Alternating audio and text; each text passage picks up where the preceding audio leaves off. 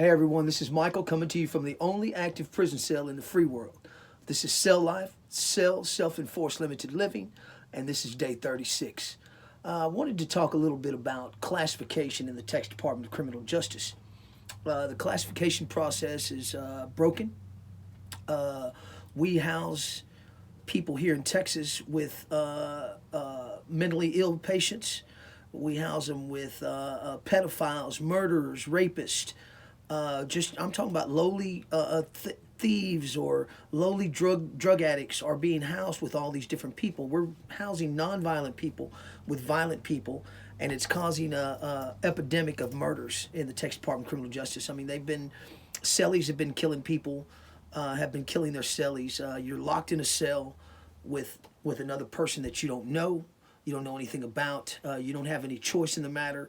If you choose to refuse housing, you'll go to lockup, and eventually have to be housed with someone else that you don't know.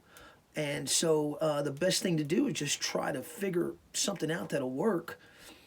And if you're a non-aggravated offender, I mean, of course you're trying to get out of there and go home. And anything that you do while you're in prison can affect your release date. So you want to walk on eggshells in them cells and try to make it out. I mean, that's the main thing, is to make it out. Sometimes you got to bite your tongue. Sometimes you got to overlook some things in order to make it out of prison. When you're supposed to and alive. I was at the Palunsky unit, which is death row here in Texas, and they have. I guess in the 4 or 5 months I was there, during this period, I mean, there was probably 8, maybe 10 murders while I was there, of cellies killing their cellies, and just different things. But a lot of fights, a lot of problems with cellies. I just think that we need to come up with a better solution in housing people so that we can ensure their safety. Because about 90% of the men that go to prison here in Texas come out. So, we want them to have that opportunity to come home and be good, law-abiding citizens. And some of our further shows will be talking about, what it's going to take to give these guys a fair shot when they get released. Texas does not pay the prisoner, so therefore, when you're released, you don't get paid for work in prison. When you're released, you get $100.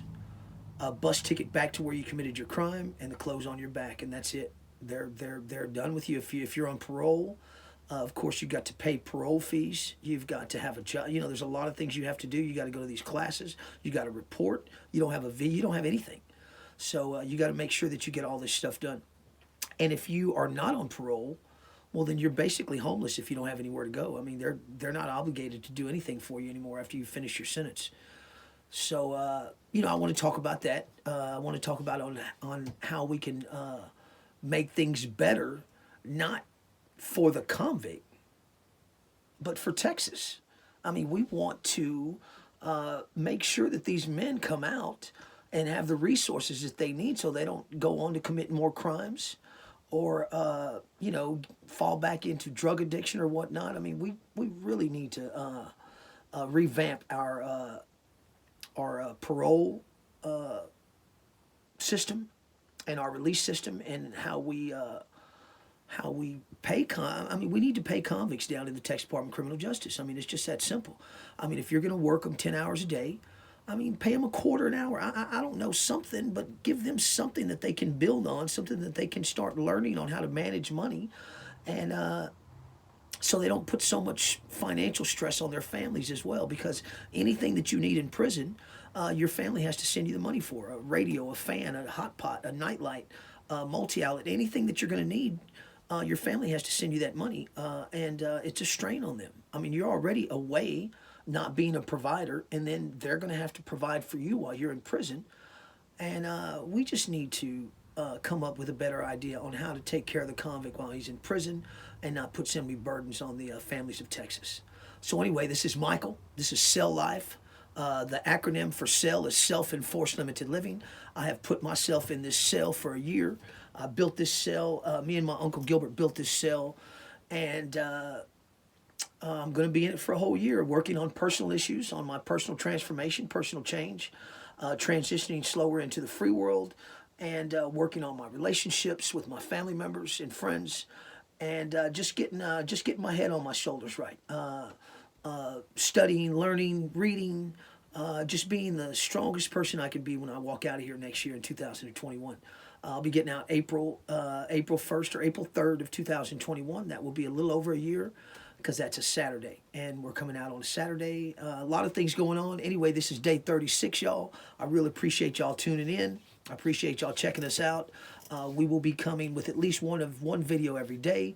I'm going to try what I really want to do so that y'all can ensure that I'm in this cell for a year. I want to go live, or I want to film a thing. I can't go live until I have 1,000 subscribers. So I need y'all to subscribe. I need y'all to push them buttons, get me up to where I need to be so that I can talk about the things I need to talk about and share and educate and work on self and all those things and help people out if I can. So anyway, we're going to kind of take a different approach to this whole prison thing. I know there's a lot of channels out there right now, and they're all great, and they're all doing really good educating. But I want to kind of take a different approach. I want to get to know the real person that's being incarcerated. And I hope y'all will get to know me. I've been locked up almost 30 years of my life here in Texas. And I'm out now. I have self-enforced a cell on myself. I'm in here for a year, but it's a voluntary thing, and it's for good purposes. It's a good thing for me, and it's hopefully it can be some good things for other people. So anyway, I appreciate y'all tuning in. This is day 36. I love y'all. I'm Michael Cevallos, and I will see y'all tomorrow.